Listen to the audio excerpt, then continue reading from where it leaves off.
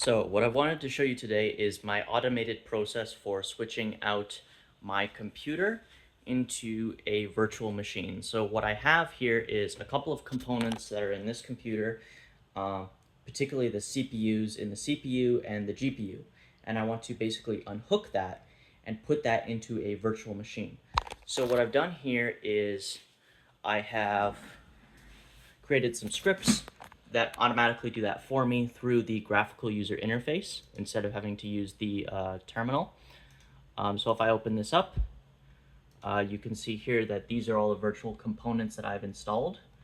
Some of these are physical, as you can see, these with like PCI addresses and USB addresses, these are physical. If I go up to my memory, you can see that's how much memory I have.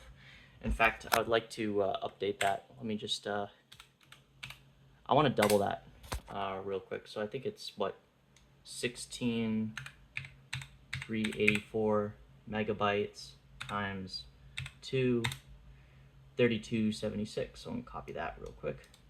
Copy, put that in there, and now I have 32 gigabytes because this system has 64 gigabytes in total of RAM. I'm going to press apply, and then I'm going to close out of this, close this, and then I'm going to just boot up the virtual machine, and you'll see in front of your eyes just how easy it is to use.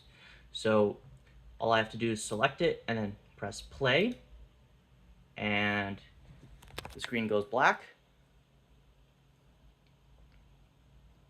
and just wait a couple of moments.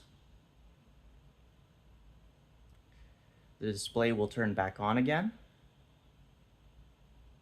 just like so, like it did there. And as you can see, it's recognizing Microsoft Windows, so it's actually booting into the virtual machine on Tiano Core. So it's gonna be a little bit, chuggy in the beginning when it's loading up the virtual machine.